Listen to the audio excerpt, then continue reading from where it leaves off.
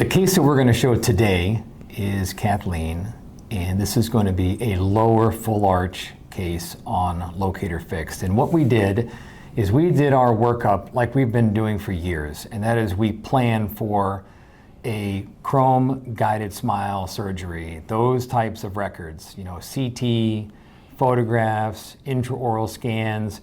Our goal is to put implants in the proper place, make sure we have prosthetic space, we check the smile, we check everything you could think of, pre-planned bone reduction. We do the whole case workup.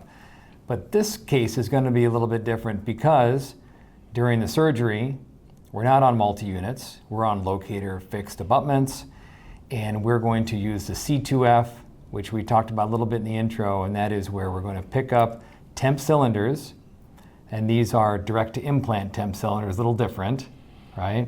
And those are going to be taken back into the lab. Is that right, or were they cylinders on top of the locators? I think they were. No, they're cylinder. It was direct to fixture. Yeah, direct to fixture, because then we can make an analog model. We make an analog model, and then the locator abutments go in the mouth, and then we put suture caps while the patient is sutured and hanging out. We go back in the lab and do this conversion over to a Locator Fixed extraorally. You can do this intraorally, but we like the precision and the cleanliness of doing it extraorally, but you can do it either way. So what we want to do here with Dr. D is we want to go from the beginning, from the records, the patient analysis, the discussion with the patient for choice, that type of thing, and go all the way through until we snap this prosthesis in the mouth. So if you want to take it from there, Dr. D, we'll go through Kathleen. Okay, welcome everybody. This is our patient Kathleen, and on the right you can see an STL file of Kathleen's arch. Her chief complaint was my teeth are loose and I can't chew. Now, we can do these cases either analog or we can do them digital, or we can use a combination of the two workflows.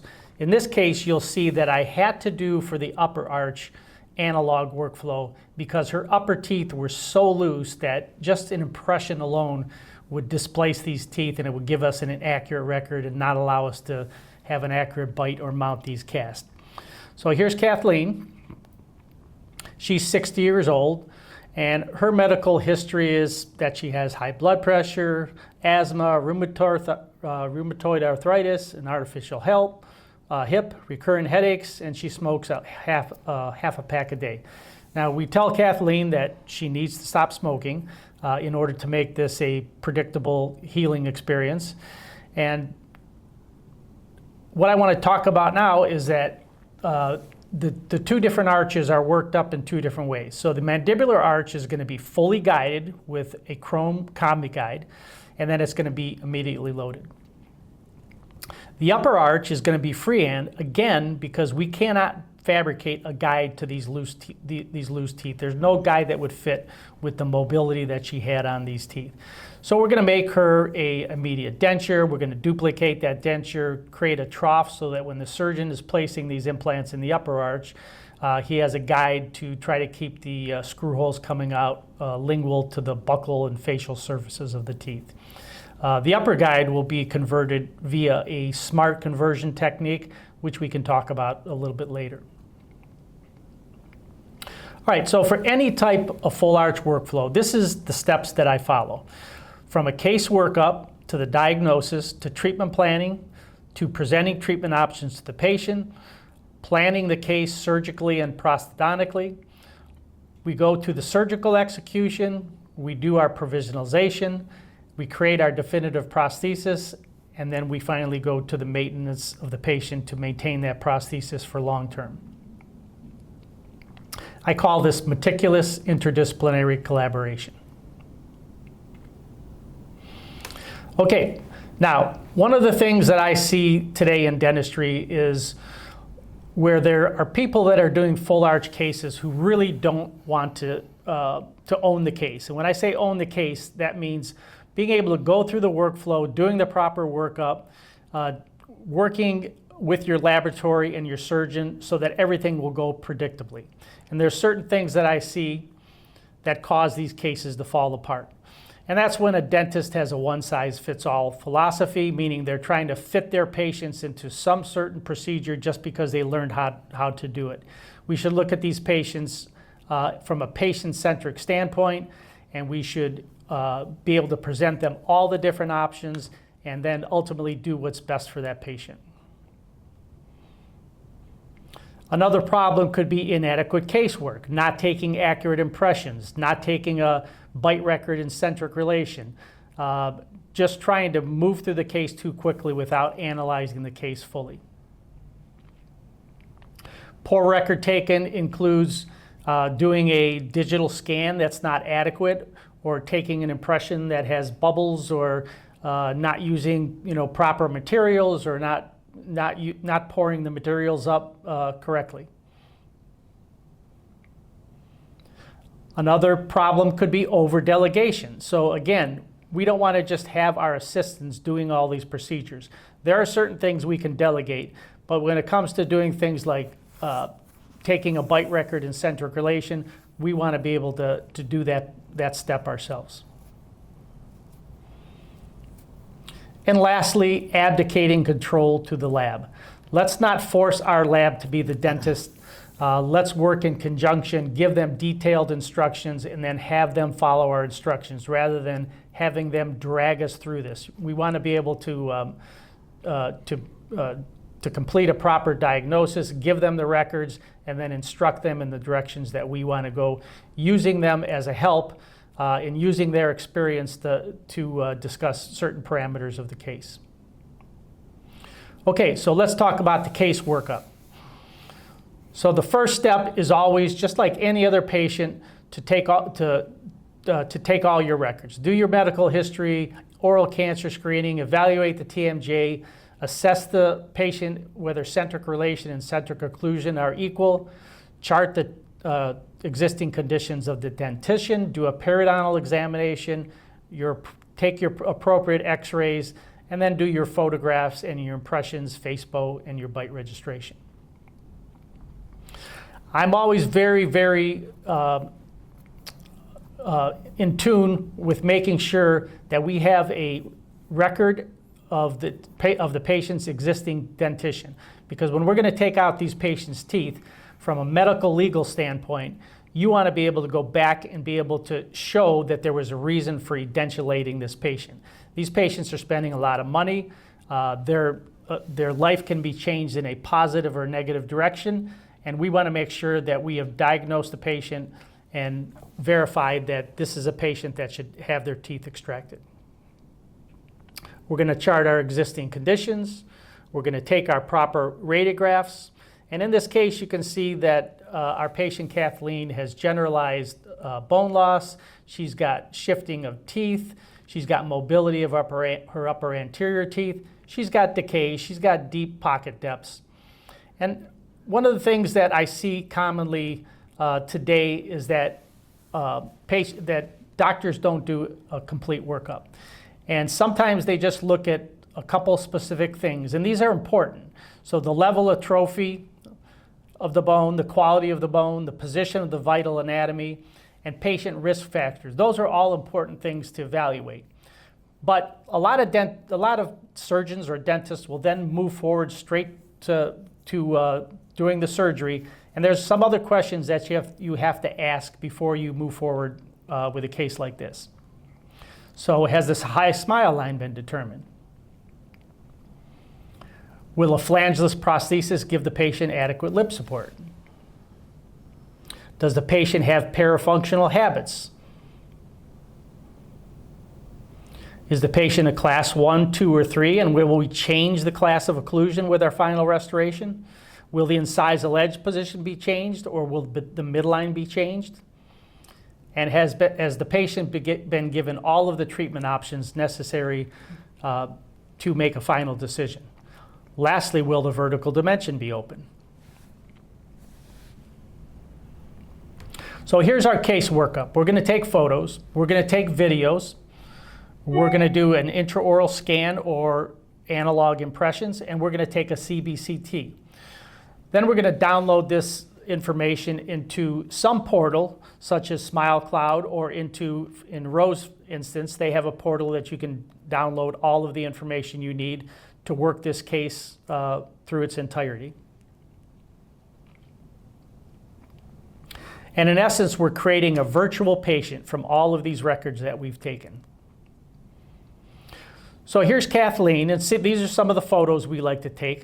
We like to take a full facial photo in repose with a natural smile, and then with the exaggerated smile. And we want that exaggerated smile because we want to make sure that we know where that high lip line is.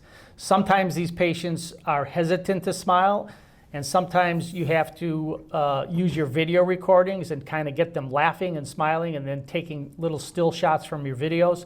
But we need all this information to plan her case, to plan the prosthetic position, and move the case in a forward direction. Can I mention something on the photos?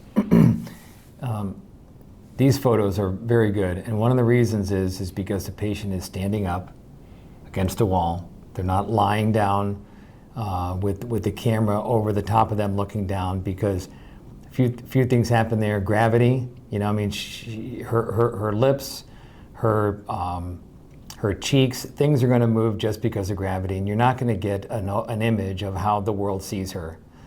So she should stand up. She should, you know, put her shoulders back, eyes in the middle of the orbits, and then whoever is taking that picture, put the camera lens right at the level of the nose, or maybe even a little bit lower, because we at the laboratory, we want to see the AP cant. And often we cannot see it at all. And the AP cant with these smiles, when we superimpose these smiles over the STL files, we need to see that 12, 15, 20 degree AP cant so we can do a proper setup. A lot of these cases are double arch, and we have a lot of leeway, a lot of autonomy on where we can set these teeth. We can make them ideal for the face. So if you just take an extra second to make sure that camera is right in the middle of the nose and then snap away, these pictures will be even better. I mean, just like this, they'll be perfect pictures, and we can do an even better job. Yes, now these photos are very important in terms of planning the position of the implants, because before we plan the implants, we want to plan the position of the teeth. So the frontal photo straight on will let us determine whether we want to make the teeth longer or shorter. And then the profile view will give us the anterior-posterior position of the teeth. You want to see if those incisal edges hit the wet-dry line of the lower lip when she's saying 55 or F sounds. And that way we know if we want to move those teeth in any direction before we start planning our implants. And often when we're doing these presentations, the hand will go up and say, well, what about face scanners? You know, can I do all this with a face scanner? And some of the face scanners, yes, maybe, but the detail around the lips and the detail of how the teeth are interacting with the lips, it's really still tough to pick it up with a face scanner. And static images taken really well with a profile image is going to tell us lip support, and it's going to tell us tooth position in relation to the face. And so for the laboratory at this point, static photos are perfect. So I'd just like to throw that in there, because I know it always comes up. Should I be investing in a face scanner? And I say you can, but for us it's really not necessary for tooth arrangement. Okay, so when we're doing our treatment planning, you know, we're still considering patients whether we want to save their teeth or dentulate. So when I'm doing my treatment planning, I have my photos, my videos, my x-rays all in front of me at the end of the day when everybody's gone and I can concentrate on this case. So this shows that Kathleen has all those problems I discussed before, such as decay, migration of teeth, those upper anterior teeth are mobile. She has splaying of teeth, she has periodontitis, so all of this information is important. And as I said, those mobile upper anterior teeth make it inevitable that we can't use a guide on this case, and that's why we're going freehand on this case. So this is her initial presentation from a occlusal view, and a couple other different views that help us to determine where her present incisal edge position so we can plan her case accordingly. This 45-degree view is a very good one to see if those incisal edges are hitting that wet-dry line. And the videos are very helpful. I'll say 55. 55. The videos are very helpful in terms of going through different sounds, like the F sounds for the incisal edge position, the S sounds like 66. We want the lower anterior teeth just missing the upper anterior teeth. So this just gives us all kind of information to help us develop a proper aesthetic and functional position of the teeth that we're going to be planning. And it also gives us that high lip line. If we have the patient, laughing and smiling, and we can take still shots and see where that high lip line is. Okay, so because we wanted to make a analog denture for this patient to convert, what we did was we stabilized those front teeth with a little composite, and we actually did take an algided impression. And then we went through our series of basic prosthodontic principles where we fabricate a base plate and a wax rim. We do bite records. We take a bite registration and centric relation.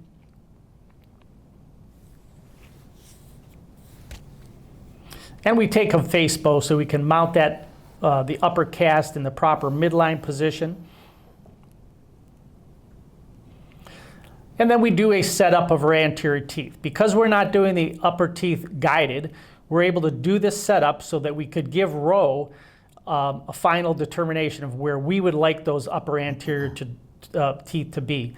And that way they can plan the lowers to fit the planned upper teeth, upper prosthesis, which is going to be an immediate denture. Dr. D, we have probably 70%, even plus, digital impressions that come in, and which might be high for the industry, but almost all these full arches that come in, especially for fixed, edentulous is different. That's more of an analog dual scan digital analog approach. But for a dentate patient, especially with mobile teeth, most of these cases are going to come in with intraoral scans, and then we would perform a digital workup for that upper denture and make a digital denture, a lucitone denture, something like that. That's I'm presuming that that would be an option here too.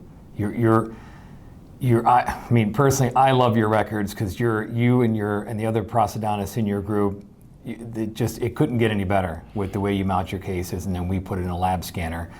But really, the majority of doctors are going to be using iOS to send these records. That no issue there, right? Yeah, I mean, that's certainly possible. The only thing in this case especially that you'd have to be careful about is because you also have to take a bite.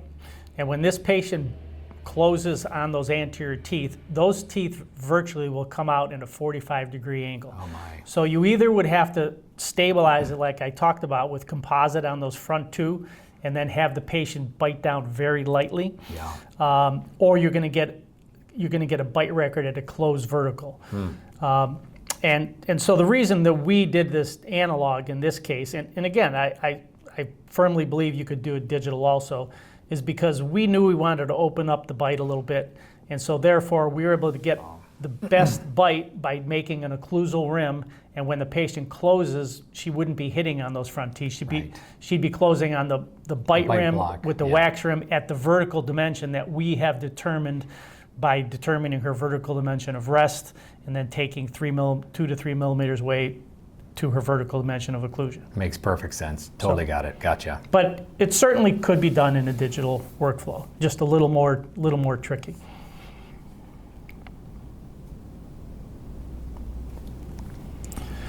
Okay, go back.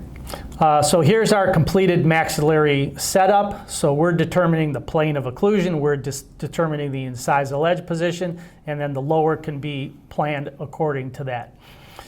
We also like to set up the lower teeth that are missing just to give, number one, it allows us to position the upper teeth that we've set in the proper position from a buccolingual standpoint, and it also give the lab further information that they can scan and help to be consistent on the plane of occlusion that we are trying to establish.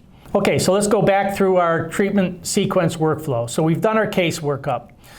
We've taken all our records and we've worked up the case, we've analyzed the models, and now we can make a diagnosis. We don't want to do any treatment planning in terms of deciding what treatment options that the patient has before making a proper diagnosis. So for this case, our diagnosis was generalized severe periodontal disease, localized severe mobility of her upper anteriors, generalized decay, and a collapsed vertical dimension. So now that we have a diagnosis, now we can start thinking about what treatment options the patient has. And as I said before, I always want to give a patient an opportunity to save their teeth. Now, certainly in the upper jaw, those teeth are not savable. We don't have any options for that. But in the lower jaw, if we wanted to save her teeth, I'd send her to a periodontist. They might do some scaling and root planings, possibly some periosurgery, possibly some gingival grafting. Because those teeth are shifted, she might need some orthodontic treatment. And then she would need fillings and crowns and implant-supported crowns. And so we could possibly do that, but the question is, how long will that take? How much will that cost? How will we be able to guarantee that the patient will be able to keep her teeth? So we want to keep all those things in mind, but from a medical, legal standpoint, we want to give the patient an option to save her teeth if that's what she'd like to do. So, fortunately in this case, the patient came in not wanting to save her teeth, so it wasn't a long discussion about, the option to save the teeth.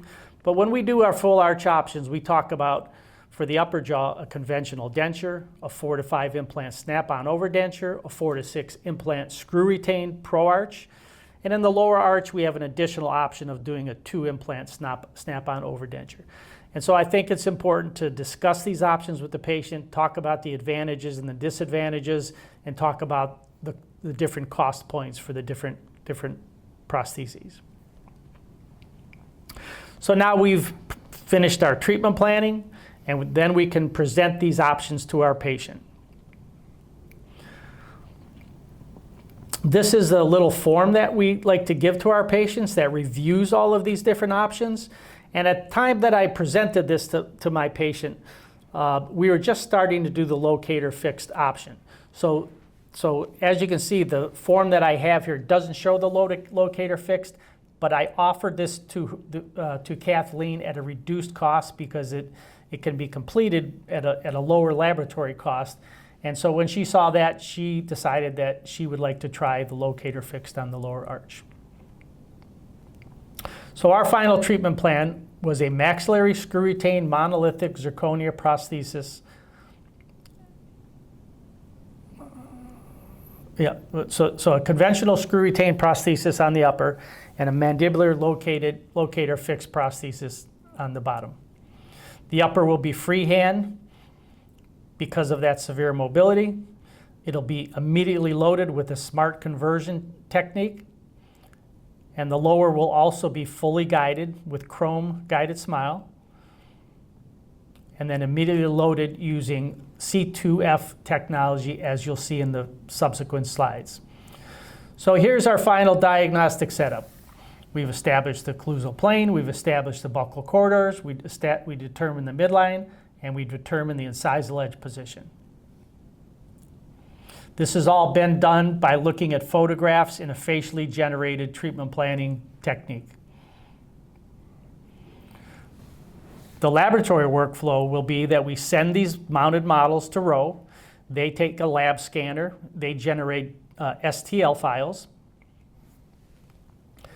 And then our surgeon sends them the CBCT DICOM information. I don't know why I have that. And then the lab is going to merge these files, and then we're going to set up a meeting between myself, the surgeon, and the digital planners. First of all, the lab is going to give me a prosthetic design for the lower that I'm going to approve. I always like to see the prosthetic design before they start planning the implant position, because we should be planning the implants in regards to where the teeth are going to be. So After we have all of the models scanned and we've met with our laboratory in terms of the treatment planning, now I can make a backup denture by setting the teeth in the lower arch, or I could do it digitally. Either way, in this case, since we're doing the upper, we decided to do a setup in the lower. But again, you could have Rowe just design a digital denture that can be used as a backup denture. There are cases where the implants don't have good primary stability, so it's a good idea to either have a backup denture or be ready to make one really quickly, and that's what the digital workflow is really helpful with. So here we have our dentures, our lower denture processed in IvoBase. This is just so that we have a backup denture. And we have our upper denture also processed in IvoBase. And just a couple slides of the different views of those dentures. And then we have Rowe develop a clear guide, which is a duplicate of our upper denture. And this is going to be used as our freehand surgical guide. Here's a view of the occlusal and the intaglio. And then we're going to cut out a little trough so that the surgeon can place the implants and use guide pins and check to make sure that the direction of the implants are correct and that they're coming out occlusal surfaces and not out the buccal or the facial. Okay, so now we're going to proceed to the surgical planning for the lower. These are the STL files that we send to Rowe of both the upper and lower models and the bite registration. They're going to convert these into a program. This would be, Alan, this would be 3Shape, I believe, right? Yeah, 3Shape. So these are the physical models, right? And not the physical models. It's an STL of the upper setup and the lower natural teeth. Right. So that means you send it to us articulated and we scan it in with 3Shape. Correct. Yeah. Okay. Right. Okay. And again, just a couple different views. And now, the software that Rowe has is amazing in terms of what they can do, how they can segment the model so you can only see the teeth or only see the bone. Alan, would you like to add anything into what this software can do?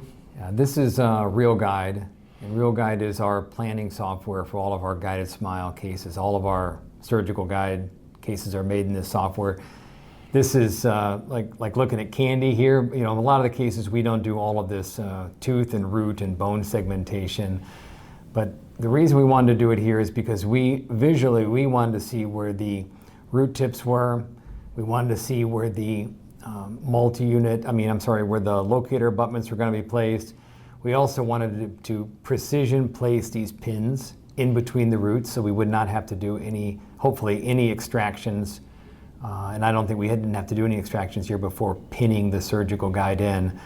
So we just have a nice visualization. I think that they're the most advanced software out there and allows us to really work up a case well with all this visualization.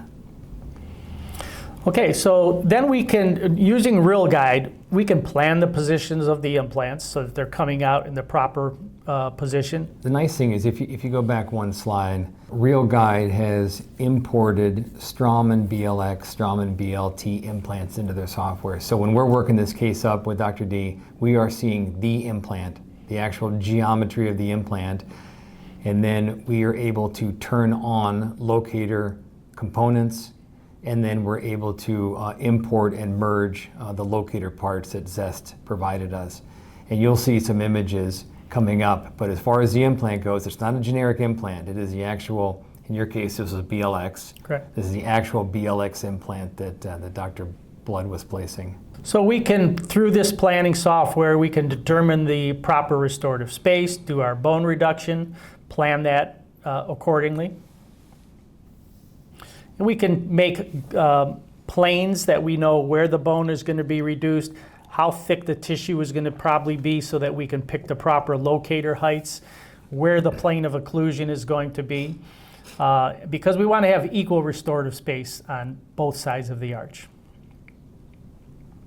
And here you can see, with certain things turned off, we can see how the locator abutments are going to be sitting, what the cuff heights are. And now we're going to go through the process of doing our guided surgery.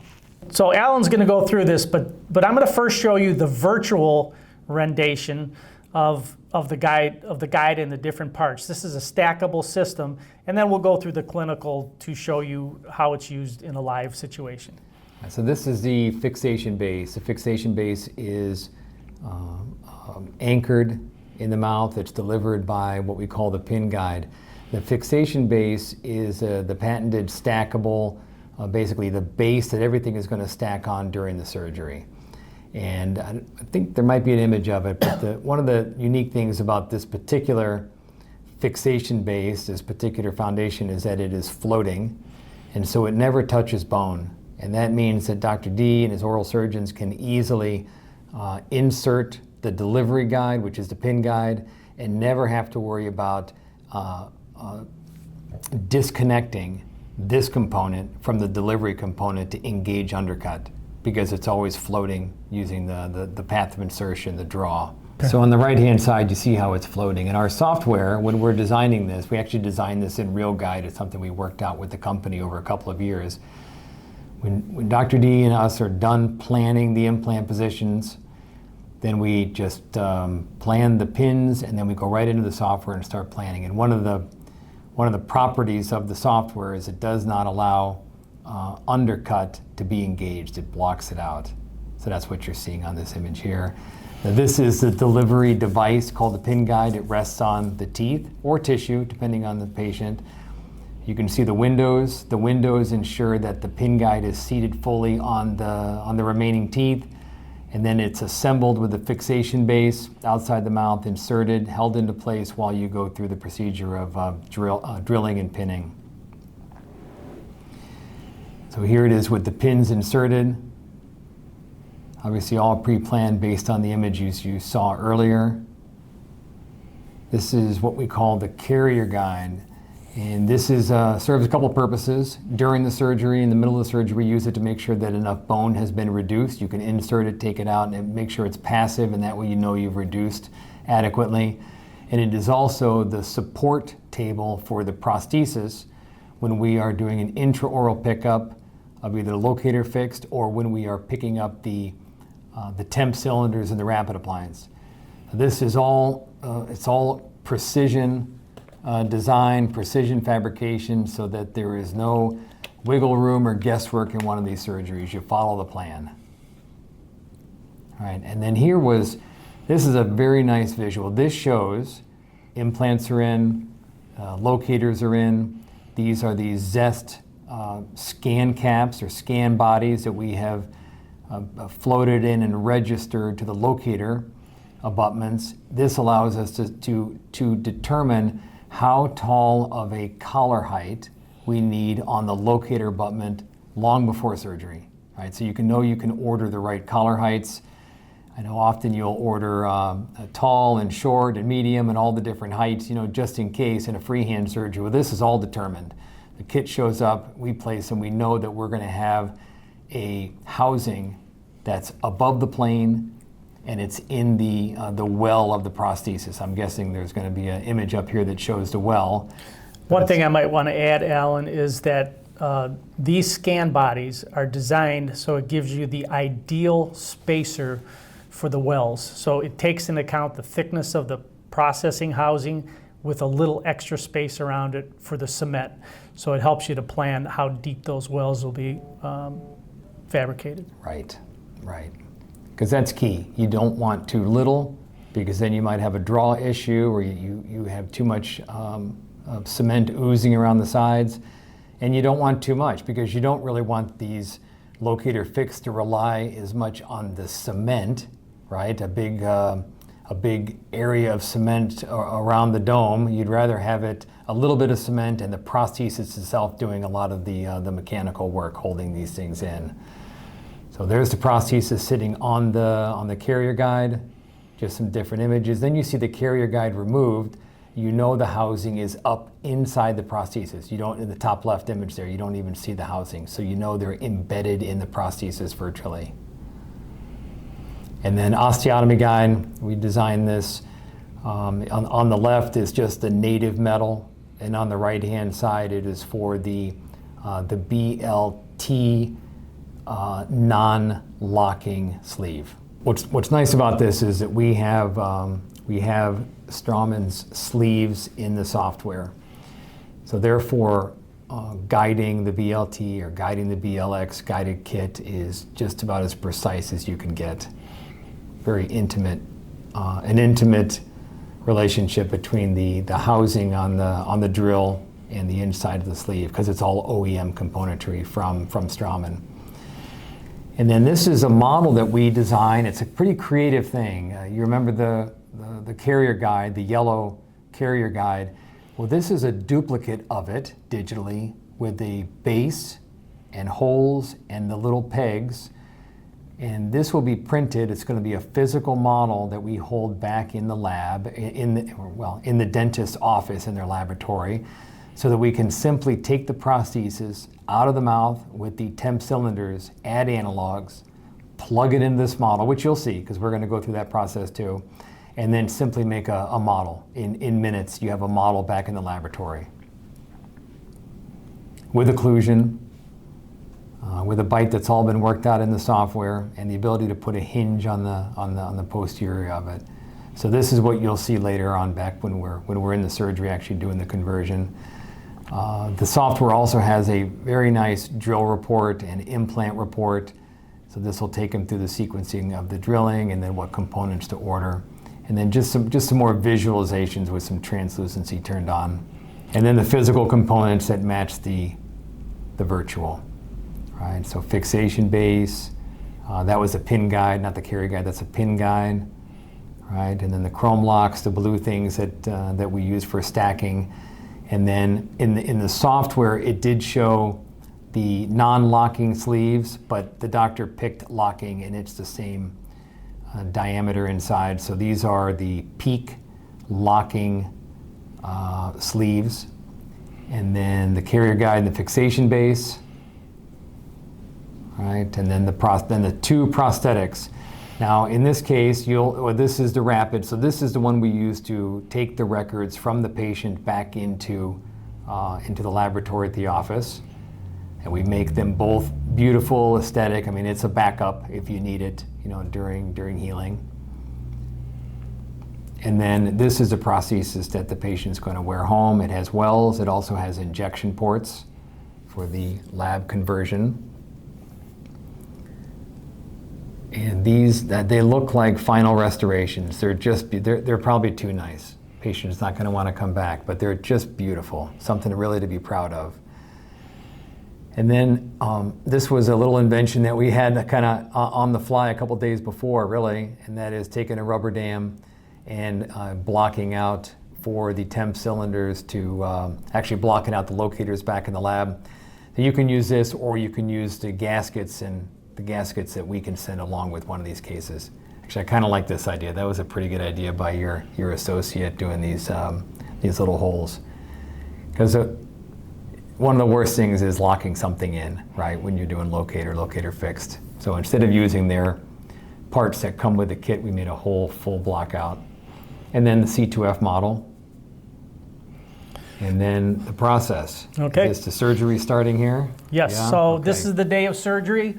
We're trying in the pin guide, and this goes back to the premise of taking accurate models. Because if you put this pin guide in and you see space between the incisal edges, that means you had a bad impression.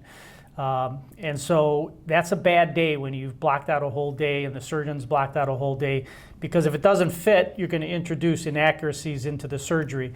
So I like to try these in prior to the surgery so that on the day of surgery, I'm not, taking off a whole day from seeing patients. So you want to verify the fit prior to surgery, if at all possible. So here we have the pin guide with the fixation base. Everything fits perfect in the patient's mouth. No rock, no space between the windows. And then we're going to do our osteotomy drills. And what you want to do when you're doing this is you want to drill one hole first and then place a pin. Then drill another hole and place a pin.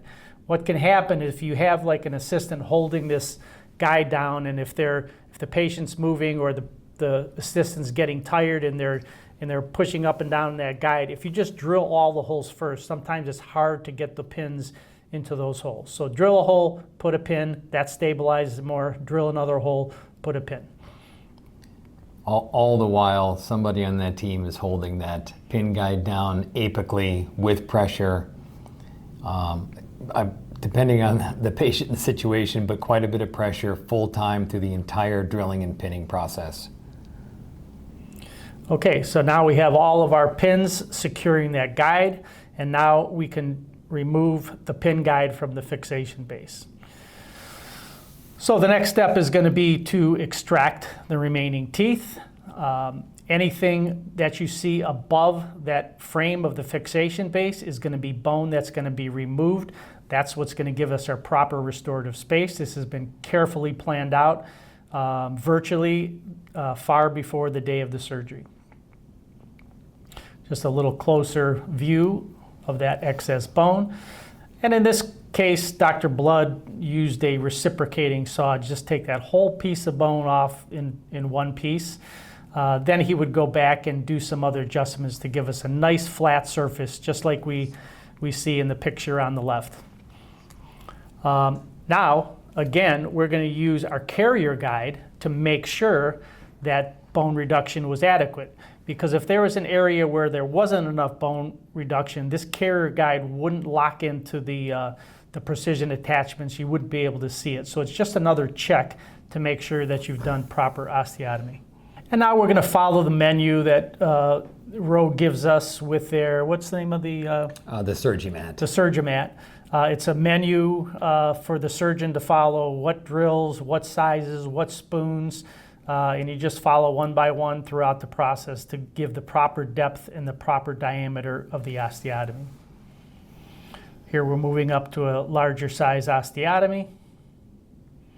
And then we're going to place the implants directly through the guide. The carrier has lines on it that give us the proper depth.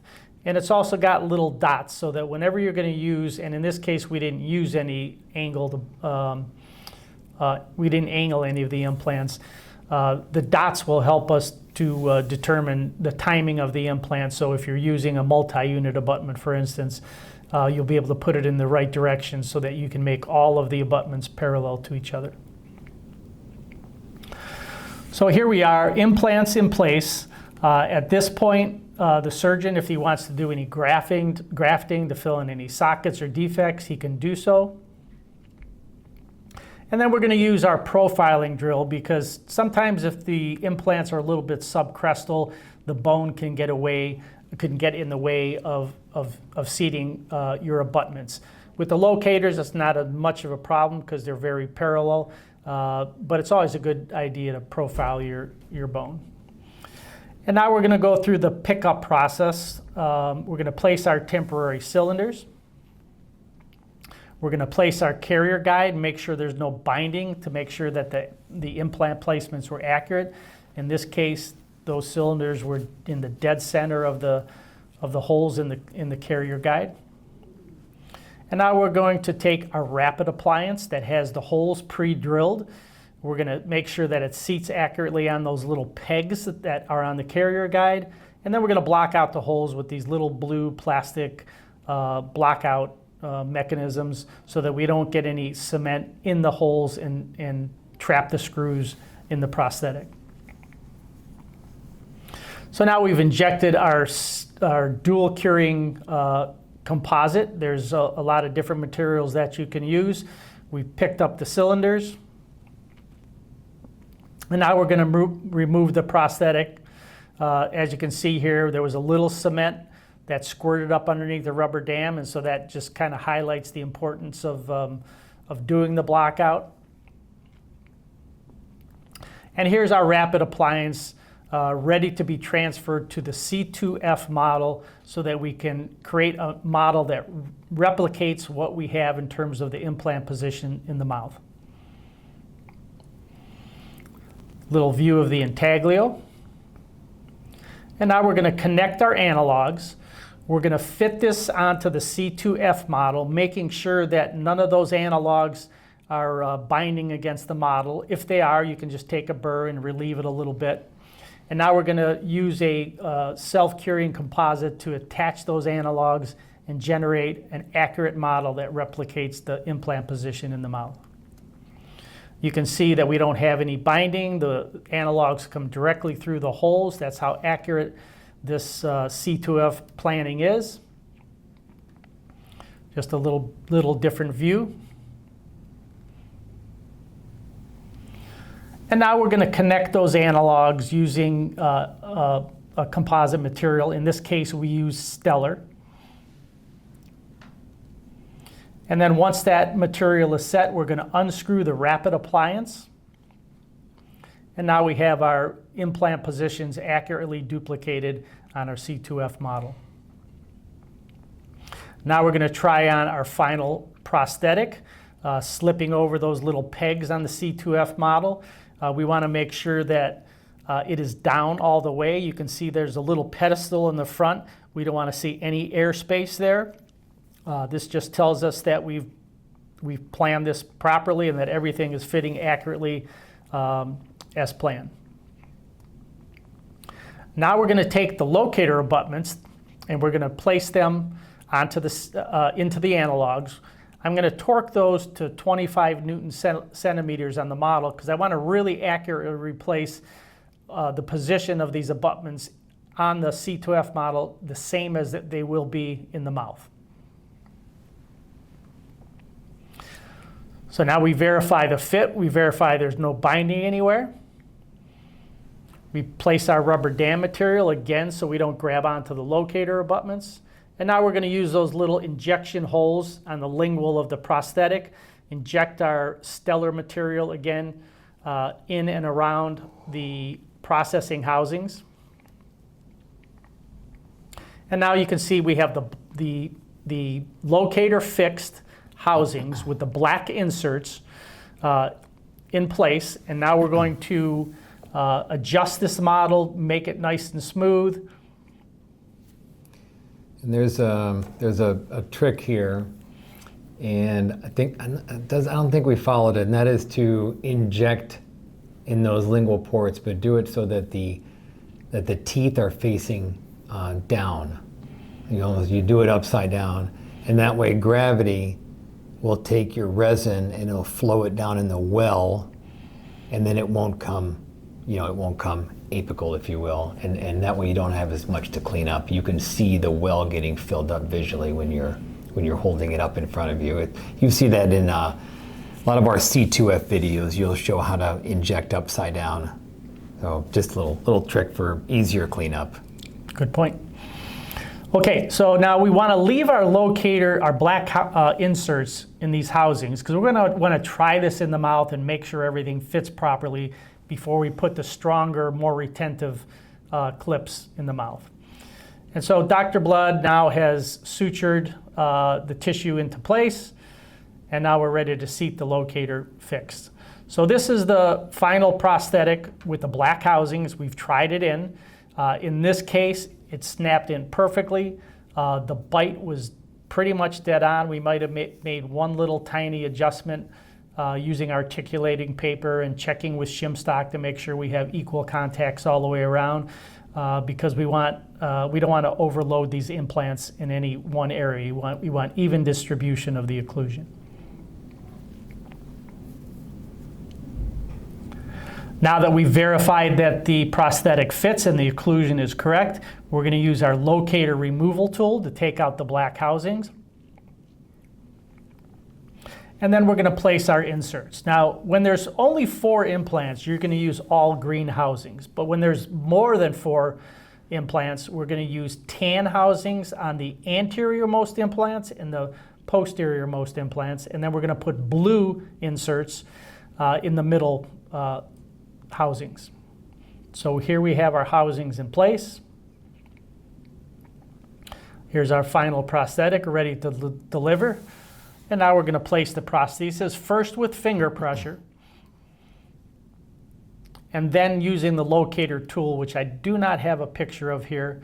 But here's our final prosthesis. In this case, we decided not to load the lower right posterior because it had a little movement, didn't have great stability. So we decided to bury it, but fortunately we had enough implants that this was plenty to hold this locator fixed in place.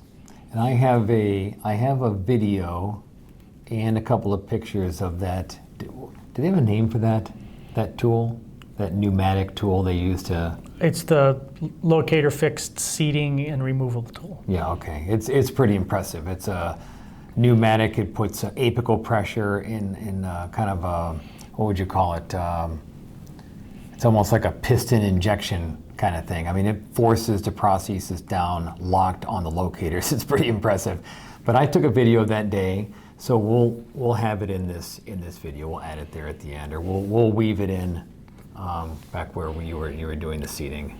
And here's just a final summary of the workflow with GuidedSMILE, from the surgical planning to the fixation base and the pin guide and the bone reduction and the osteotomy, the rapid pickup, the analog pickup on the C2F model, and the final prosthetic pickup. Just another quick view, just so if anybody missed anything, all the different steps in a short, quick version. And this is just the upper smart conversion pickup. Okay, so here's Kathleen. She has her upper screw retained prosthesis, and she has her lower locator fixed prosthesis in place. In terms of our protocol, we're going to see her the next day to check her healing and adjust her bite. A lot of times these patients, when they're in the chair for many hours, are a little antsy, and it's a little difficult to adjust their bite accurately. When they come the next day, they're a little more relaxed. We can get the bite dialed in a little bit better. We're going to then see our patient 4 weeks later to do a hygiene check, and also to give them a water pick, teach them how to use it to keep this prosthetic clean. And then typically we're going to wait around 3 months for healing before we start the fabricating the final prosthesis. I always leave it up to the surgeon to decide how long the healing should be. Depends on if they're doing a little bone grafting or not. But I always let them have the final word on how long those implants should heal. Alan, do you have any final thoughts on this case? I'm just thinking how lucky this lady is. She could not eat with those mobile teeth. And she wakes up the next day. Of course, there's rules about what to eat and that kind of thing, but she probably has 50 times the strength she did in her eating ability, her eating strength compared to the day before, right? I mean, how do you eat with 6 teeth that you could pull out with your fingers? Absolutely true, and it amazes me how these patients, even when we see them the next day, they come in and you ask them how they're feeling, and they say, oh, I took 1 pain pill and I'm really feeling good, and they're smiling, and you could see it in their eyes. You could see the life come back in their eyes when you do these transformations on these patients. And so it's a very rewarding procedure. If someone told me I could only do one thing in dentistry for the rest of my life, these are the types of prostheses that I would fabricate, because these are the patients that are most grateful. It changes their lives the most, and for that reason, it's very rewarding. And I think that's kind of the gist of this program, is that, like we said in the very beginning, not all patients can afford $70,000 for a double arch like you did here. And you have the ability to lower the fee drastically, because let's face it, the patient's wearing an upper denture and they're wearing, yes, this was guided surgery, but you work with some pretty darn good surgeons. They could freehand these cases, and you could take a set of Zest abutments with you, make determinations based on the tissue after surgery, and you could pick up dentures. You could do it that way. We like to do it a little bit more strategic with planning and so forth, but the Locator Fixed is an option for the mid-market, and really the pricing can be just about anything you want with the abilities of the surgical team and the restorative team. Like the world's kind of your oyster with Locator Fixed. I think it's just a great solution, and fortunately, we can do it in this full protocol, you know, with some of these patients who can afford it. But this, I mean, if you want to do full arch all day and all week, this is a great tool to add to the tool bag. So thank you very much for going through all the details. I know a lot of the programs that we do, we don't go through all the details. We do a little more marketing, a little more fluff, and this was very helpful. Thank you very much, Dr. D. My pleasure. Thank you, everybody.